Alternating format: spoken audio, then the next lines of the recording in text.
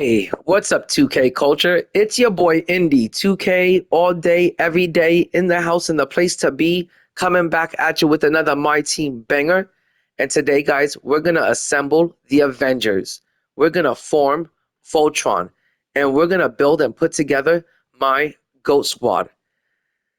Now, guys, I know I said the same exact words about 2 to 3 weeks ago when I spent a total of 15 million MT to put together a GOAT squad that for his time was pretty damn good. Actually, it was really good. It was very good. It was a GOAT squad. Don't get me wrong. Don't get it twisted. But compared to the team that we're about to assemble today, it doesn't it doesn't stack up. It's not even a fraction of what this team is. It just fails in comparison. And this team is an absolute GOAT squad from spot number 1 all the way to spot number 13 is what I want to call the best of the best that money can buy. And it's an absolute GOAT squad. I want to say every card is an S tier type of card. And if you're wondering how much did it cost me MT wise to assemble this team, well, I think it was maybe a week. Actually, no, it was 8 days before season 8 was about to end. And I sold the whole GOAT squad, everyone from Penny Hardaway all the way to Shaq. And I sold every single player. In total, I sold I think it was in total, it was maybe 6 GOAT cards in total. And I made a total of 6.7 million MT. I was actually able to push that up to 7 million MT before season 9 started by just selling a lot of sneakers and takeover boosts, mostly just sneakers and like jerseys and arenas. People really went after the cosmetic stuff in these last 2 seasons. And that's the best advice I can give you guys. Continue selling like any sort of cosmetic stuff. People really want to deck out their favorite players, their favorite team, put them in their favorite arena and their favorite jerseys. So just keep pushing all of that stuff in the auction house and just keep selling all of that stuff. But once I sold all of my players, I had 7 mil and I was able to assemble what I want to say the best GOAT squad ever seen on YouTube. It is definitely the best GOAT squad on YouTube. And I'm so sick and tired of all the other content creators and streamers saying they have the GOAT squad. And then you look at the lineup and they have maybe 3 to 4 GOATs on the whole team. Or you look at the lineup and it's like half GOATs and half Invincibles. Or like you look at their lineup and it's a starting lineup of GOATs, and then coming off the bench they have some Invincibles, and then in their reserves they still have like some Dark Matters or some 100s. If you're still running Dark Matter Rick Smiths or Dark Matter Taco on your team, it ain't the GOAT squad. If you're still running 100 overall Victor Wembanyama and Yao Ming, guess what? That still don't make it the GOAT squad. I don't give a crap if you're running Invincible Wemby and Yao, and you got Invincible Porzingis coming off the bench, and you got Invincible Giannis. Guess what? That still ain't the GOAT squad. That don't make it a GOAT squad, even if they all got 40 legends on them. That just makes it a really damn good Invincible squad. This right here is the one, the only true, real GOAT squad. The best there is, the best there was, and the best there ever will be. It is the best. It is the GOATed GOAT squad that's on YouTube. With all that said, guys, and no further delay, let's jump straight into this video and put this team together. Okay, guys, as my starting point guard and my PG1, I've got, should I run Kyrie Irving, Oscar Robertson, Magic Johnson, Penny Hardaway, SGA, or Stephen Curry? No, because all of them are way too short to run as a point guard. You don't want to run any of these guys as your PG1. They're just way too short. I need someone that's at least 6'11" to maybe 7 foot, to run my point guard position. And that's why we came over here to the center position, where I can now select the Joker, because the joke is going to be on anyone that I come up against in Tier 1 Showdown, because I'm running the Joker as my point guard. And guys, he's 6'11". To me, he's got a great jump shot. He's got a great release. It's real easy to time the 3-point shot with him. And then not only that, but on a fast break, as you're barreling down the court, running full steam ahead, running down court, there's no point guard besides, with the exception of Ben Simmons, King James, and Magic Johnson. Those are the only 3 players that could even possibly stop you as you're running full steam down the court for a fast break and to start a layup or a dunk or to kick it out for a 3. Pretty much anyone that's running a point guard that's 6'5" to 6'8" is gonna have to double down on you when you're barreling down the court, for an easy layup or an easy dunk. And if they don't double down on you, guess what? You're gonna be able to kick it out for the open 3. So you spot up 3-point shooters. So to me, he's the best point guard in the game that you could possibly have, followed by like a Ben Simmons and maybe a King James. But to me, he should be your starting point guard if you're trying to assemble the best team. He's your starting PG1, and he's the biggest point guard out there. At the 2 spot, playing the 2 guard position is none other than the real life GOAT, Michael Air Jeffrey Jordan, the 6-time champ. And guys, when it comes to the GOAT debate, it is no debate. And there should be no argument or no questioning it. When it comes to the real life GOAT debate, Michael Air Jeffrey Jordan is the GOAT. Is he the MyTeam GOAT? Probably not. That's probably like Michael Beasley, as far as it goes to the 2 guard. But if you want to have a real GOAT lineup, a real GOAT starting 5, to me, MJ has got to be in it. No doubt about it. No questions asked. He's got to be in that lineup if you want the true GOAT lineup. Okay, moving on to the 3 position. I wish I could say that this spot was gonna be either King James or Scottie Pippen, like running side by side with Michael Jordan.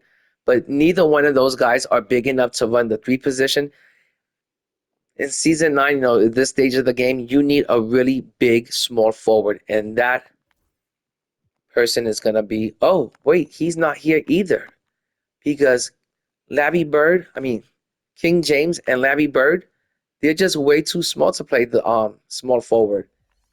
I need someone a lot bigger, and that's gonna be GOAT Dirk Nowitzki, the guy that took on the Heatles and he defeated the big 3, Chris Bosh, D Wade, and LeBron James. He defeated the big 3 all by himself. All he had by his side was Jason the Jet Terry and JJ Barrera, and that's all he needed to take down the best. I want to say the best 3-man group ever. I never seen a big 3 like that in my life. To me, they were the best big 3 trio I ever seen, and he took them down all by himself. And then before that, he took down Oklahoma City by himself, which had Russell Westbrook, James Harden, and KD. So to me, this man is a GOAT. No questions asked. He probably had one of the best playoff runs in NBA history. At the 4th spot, Tim Duncan is way too small to be playing my power forward. He's not powerful enough and not big enough. At the 4th spot, is it going to be Joel Embiid? I think not. Porzingis? Not tall enough. Shaq? Can't spread the floor enough. Yao? Not fast enough to play the 4 position. David Robinson? Just not big enough, even though he's built like a Greek god. The Admiral is not big enough to play my power forward position. That's sad to say. And who else is it going to be? None other than Victor Wembanyama. Get in there, wet bananas. Slide your way in. Pause. No Diddy. And I can't say enough about how much I love Victor Wembanyama in real life and in the game of MyTeam. And I haven't had a chance to play with this card since this Galaxy Opal card. I I wasn't gonna spend. I think his 100 card just up until a few weeks ago was going for like 2 to 2.5 million MT, and I wasn't gonna spend 2+ million MT on a 100 overall card when I knew he was gonna get an invincible and I knew he was gonna get a GOAT card, and I wasn't gonna spend my MT in a season 7 to get a 100 overall Victor Wembanyama when his GOAT card was just right around the corner. So I'm glad that I was able to hold on to all of my MT and continue stacking it up until season 9 came along. And when this GOAT Victor Wembanyama came and he dropped, I was ready for him. And I've had him on the team for like a while now, and I'm just glad that I finally got him back on the squad. And I miss playing with this card so damn much, and I missed having him on the team so much. His size and the way he could spread the floor is so impactful to the team. It's just huge defensively and offensively. I can't say how much I love having this card in my starting lineup and on the squad. He really makes it a GOAT squad. And at the starting 5 position, playing my center, it's not going to be Joel Embiid again. He's just not big enough. Same with Porzingis. He's also not strong enough, and his defense sucks. This card plays defense like the way Luka does in real life. Shaq, just not big enough. He does have a big, strong, wide body build, but still just not tall enough. And there's no one better at the 5 spot. There's no one that's gonna play my center position than the Great Wall of China, Yao Ming. Don't even make me bust out the Yao Ming song. Yao Ming, Yao Ming, Yao Ming, Yao Ming, Yao Ming, Yao Ming, Yao, Yao, Yao, Yao, Yao Ming, Yao Ming, Yao Ming, Yao Ming, Yao Ming. What rhymes with Yao Ming? Yao Ming, ding-a-ling. Pause. Okay, I got a little too excited over there, a little too happy. But that's my starting lineup. And before we move on to the bench and the reserves, I just want to say how important it was to me and how important it should be to you to make your lineup as tall as possible with players that have a really, I want to say, like strong, wide body build. So this way, it's really tough for the defense to get around you. They can't just, barrel their way to the rim and get around you easily. So I feel like all of these players, not only can they shoot the 3 at a high rate, at a really high clip, they got really super easy jumpers to time. Their releases are so easy to time. It's a joke. So not only do they spread the floor and they hit the 3 at a real high clip, but they're all really big and they all can take it in. And at this stage of the game, they all have 99 driving dunk and 99 driving layup. So they're going to dunk over anyone that's standing in the way. They're going to posterize, people's whole squads. They're going to finish difficult layups. And then when it comes to the 3, they're going to be able to shoot over anyone that's standing in their way because they're so much taller than, your opponent's starting lineup. I mean, who else out there has got a 6'11" point guard? Now, Michael Jordan is pretty average size, but he's 6'6". Dirk is a true 7-footer at the 3 position, and that's huge at the 3 spot. A 7-foot small forward. Not even Giannis and not even Tim Duncan can compete and compare with that. Victor Wembanyama, how tall is he? He's 7'4", and then Yao Ming is, I thought he was 7'7", but he's 7'6". So I absolutely love all of these players, and to me, Dirk Nowitzki was one player that really surprised me and exceeded my expectations, and I really fell in love with this card. He's turned out to be a great card. I would easily pick him as your small forward over Giannis and over Tim Duncan.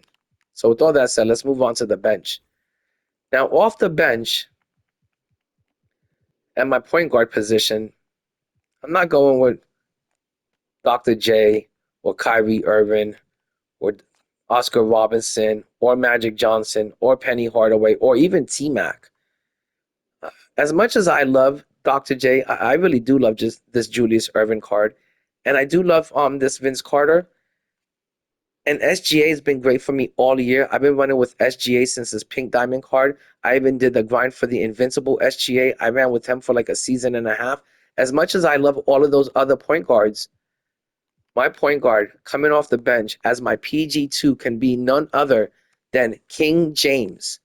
Guys, Don't doubt my love for King James, in real life and in the game. And he's a 6'9" point guard. He's got a huge, massive body build. He's got a really strong body build, and he's gonna be able to stop other big point guards like a goat, Ben Simmons, or even a Joker. He's gonna be able to, really give those bigger point guards a problem because he's a big point guard himself. And I definitely would start him over Magic and Penny Hardaway. I just feel like he's bigger, he's stronger, he's faster, and as much as I love Magic and Penny, especially Penny, I really love Penny Hardaway. One thing that LeBron has over them, besides the size and the strength and the speed, is that he doesn't do that load up pass that Magic Johnson does, that bullet pass. I absolutely hate that bullet pass of Magic Johnson's. It just gets on my nerves, and I can't stand that animation. And even though Magic is, I think, 6'9", and he is bigger than LeBron, and I think he's even heavier, he might weigh more. I didn't. I don't like that pass of his, so that's the reason why he didn't make it as my point guard, as my PG2 coming off the bench. But I love King James. This card is great. He's elite. If you don't have Joker, if you don't have Ben Simmons, he should be your starting point guard. He's probably the third best point guard, I want to say, in my team right now, for sure. Okay, as my shooting guard coming off the bench, I want to say that I would go with Dr. J, Julius Irving. As much as I love him, I feel like this card is now getting a little bit dated. His jump shot, his release is still butter. It's real easy to green from 3-point land, but T-Mac is a little bit bigger. He is 6'8", 210 pounds, compared to Dr. J's 6'7", 200 pounds. I know the Afro makes him feel a little bit bigger than that, but T-Mac is actually a way better card. He's got better animations, better SIGs, and a better release. It's a good amount faster, which doesn't mean just because it's faster is better. I still make more threes with this Dr. J, with this Julius Irving, than I do with this T-Mac. But overall, this card just feels a lot better, and that's why he's my PG2 coming off the bench. As my small forward playing the 3 spot coming off the bench is gonna be none other than Mr. Fundamentals. Was there even a doubt about that?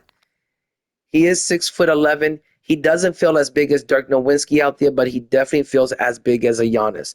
I had Yaya, and I just didn't like his release. And this Tim Duncan, he has a really good behind the back escape, which makes it real easy for him to like just dust the opponent, leave them in the dust, and get to the hoop real easily, like it's nothing. And on top of that, coming off the screen, once he does that behind the back, if you don't want to drive to the hoop, you could just pop for the 3. He's got one of the best releases, one of the best jumpers in the game. I'm pretty sure it's the same jumper, the same release that Michael Beasley has. So basically, this is just a 6'11" version of Michael Beasley. Great card. I think he's the second best small forward in the game right now. At the 4 spot, and I can't believe I'm saying this, that this is my power forward coming off the bench. It's none other than Wilt Chamberlain. Some people would say that Wilt Chamberlain is the real life GOAT for a while, for the longest, until Michael Jordan came along, or until players like Larry Bird and Magic Johnson came along. Wilt Chamberlain was recognized as the real life GOAT. He's the same player that used to average 50 points a game, 25 rebounds, 10 blocks, 10 assists, and not only that, he's the same player that scored 100 points in a single game all by himself. So it's crazy that I have him coming off my bench as my power forward coming off the bench. But the thing is at 7'1", he's not big enough to be my starting power forward, and he's barely big enough to play the position. Period. He's barely big enough to play the 4 spot, which is crazy to even say that. But at 7'1", he does feel a bit small at the 4 spot. And then at the 5 spot, at the center position, coming off the bench, I'm not going to be using Joel Embiid, that's for sure. He's just going to sit in the collection, collecting dust. I would say that I would go to Shaq because I did love using Shaq. Shaq was a great player to use. He was fun. And his 3-point shot is really easy to time. He's got a great 3-point shot. And also, he may not be the tallest player, but he's got a really big, strong, wide body build. And that alone makes him really good on defense because that makes it really difficult for opponents to get around him. So I would almost go with Shaq. I want to say that I would almost go with this David Robinson. As much as I love D-Rob, the Admiral, he just doesn't have a 3-point shot that I've yet mastered. I still can't hit his 3-point shot consistently. And he's got great size. He's got a great build. He's got a really strong build. And he's got great movement, great speed on the court. He's always at the right place at the right time. He's always going to finish at the rim easily. He's going to be able to dunk over people easily. And he's going to be able to finish difficult layups easily. As much as I love him and I love his speed and his movement on the court, he, neither him or Shaq has the kind of size that a Kristaps Porzingis provides. And again, just because of his size alone, he's impactful on not only the offensive side, but on the defensive side of things. The only thing that sucks is that this Porzingis card, he plays defense like a GOAT Luka does. And he plays defense the way Luka does in real life. And that pretty much means he plays no defense at all. He plays none. And for that reason alone, I almost want to go with, David Robinson or Shaq. But like I said, they just don't have the height that Porzingis provides. So I'm going to stick with Porzingis as my center coming off the bench, as my 5 coming off the bench. Now, guys, just because I have an elite starting 5 and I have an elite bench doesn't mean I didn't think about my reserves. I'm not the kind of person that sticks a bunch of gold cards in their reserves, hoping to get a weaker opponent, to get matched up with against a weaker opponent in showdown or king of the court. I'm not the kind of person that's going to have some dark matters like a dark matter Taco or Rick Smiths or Bobo sitting in my reserves and trying to tell you that this is still a GOAT squad just because I have a dark matter Taco and Rick Smiths in the reserves. Nah, that shit matters. And dark matters don't matter in season 9. And I'm not the type of person that's going to sit here with some invincibles and tell you just because they've got 40 legends on them that they're just as good as a GOAT card. Nah, man, that's not me either.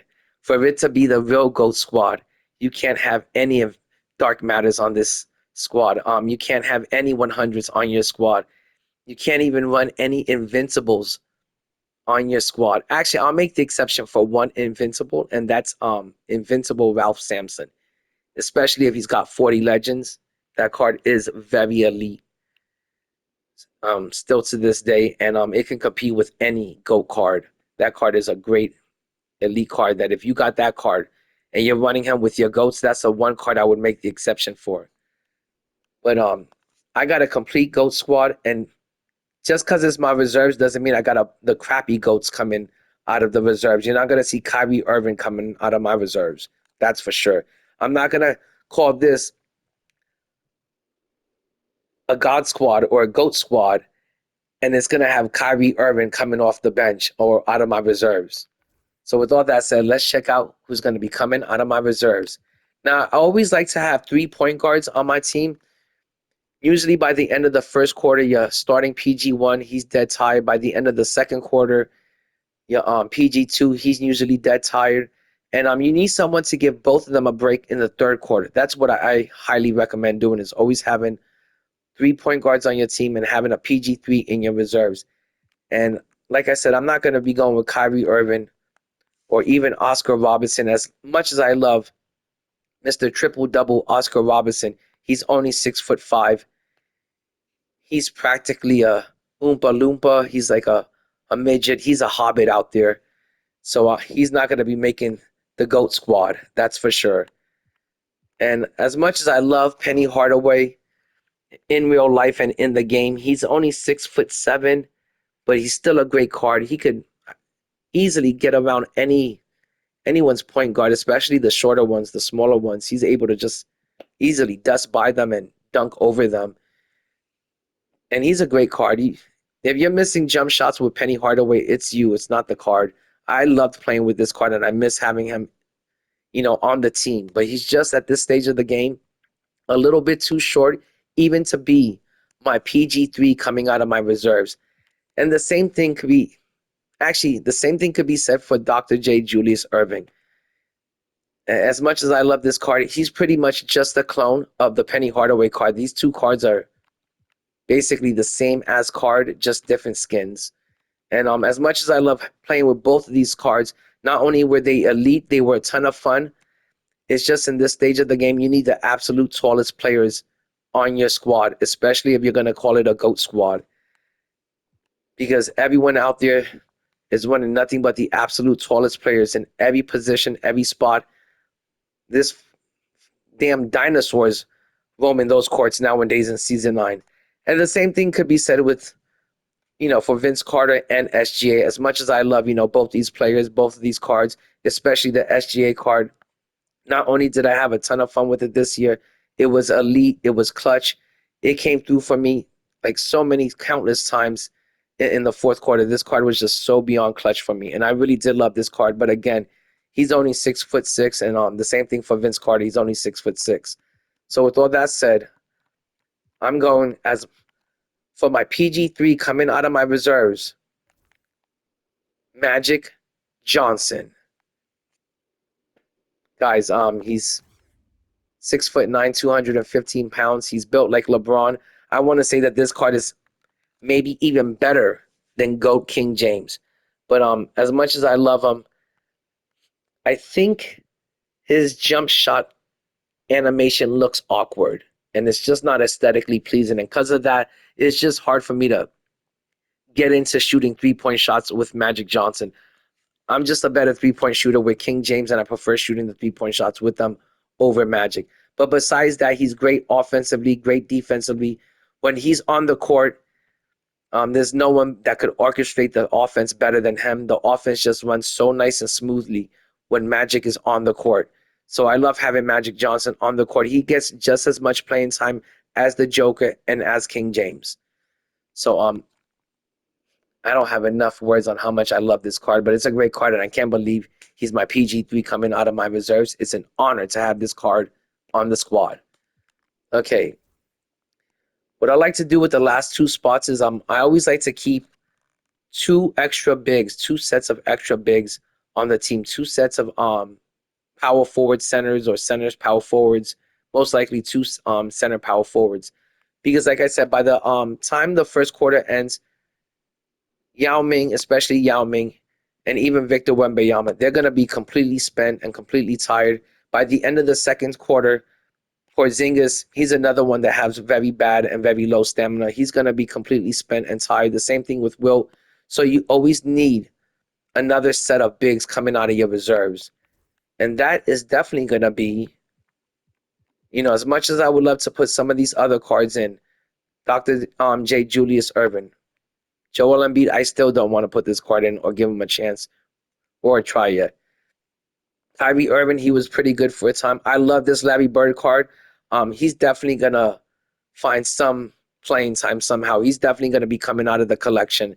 Every once in a while, I'll dust him off, and I'll put him somewhere in my reserves, and he'll play with the GOAT squad because this card is definitely a GOAT, especially if you play him at the two guard position. If you're playing Larry Bird at the two spot, he's probably like either your best shooting guard in the game or probably your second best shooting guard in the game, only after Kevin Durant. Oscar Robertson, he's most likely never going to find playing time on my squad. But with the final two, and Penny Hardaway, he's going to work his way back onto the squad eventually. I'm sure he'll find some playing time. Same could be said about Dr. J, Vince Carter, and SGA. But for these, and even Steph Curry. But with these two final and last spots, I'm going to go with David Robinson and Shaq. Not only do both of those players have great body builds and really strong wide body builds, they're great offensively, defensively. Offensively, they're always in the right place at the right time. They're always making the right cuts. I could shoot threes and hit them and green with them just as good as I can with a Victor Wembanyama. It's real easy, super easy to green shots with either one of those cards. David Robinson is a little bit inconsistent from the three, but besides that, the Admiral is built like a Navy ship, and he always comes through in the clutch for me. And his movement and his speed, and him always being at the right place, the right time, and always making the right cuts, and hitting the clutch three is why he still makes my squad. And the same thing with Shaq. And what I love about Shaq the most is not only is he the big diesel inside the paint, but this Shaq, it's so easy to hit threes with them. It's like you got training wheels on. It's a joke how easy it is to hit threes with Shaquille O'Neal. And I just absolutely love this card. There's no doubt about it that Shaq wasn't gonna find his way onto my Ghost squad. He's 7 foot tall. He's like 300 pounds. He's built like a tank. He's got a really big, strong, wide body build. It's practically impossible for the opponent to get around him. And he's a huge difference maker offensively and defensively. And all of these cards are great to me. All of these cards are S tier cards. They're the best of the best goats. They're better than those fake and phony MyTeam goats.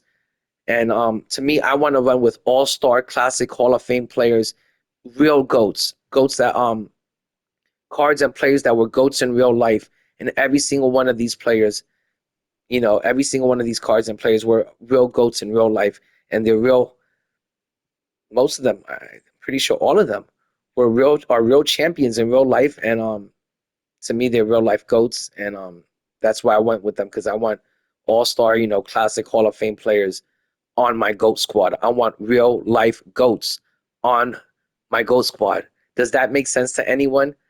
I don't want to be running Sean Bradley and Ben Simmons and then try to call that the GOAT squad. That to me is just a joke. With all that said, I also want to add that this is definitely, by far, the best GOAT squad on YouTube. And if you don't think so, let me know in the comments down below who's got a better squad than this. And I want to see if anyone is going to step up to the plate and try this squad. But with all that said, peace out to... Actually, yeah, I can't think of anyone that's got a better squad than this. With all that said, this is the real life GOAT squad. It's the only real GOAT squad on YouTube, and it's the best GOAT squad on YouTube. It's the best it is, the best it was, and the best it ever will be for NBA 2K25. And this is my final GOAT squad. Peace out, 2K community. I do it for the 2K culture. Stay savage. I'm never average. This team is well above average. Peace out, fam. Love you guys.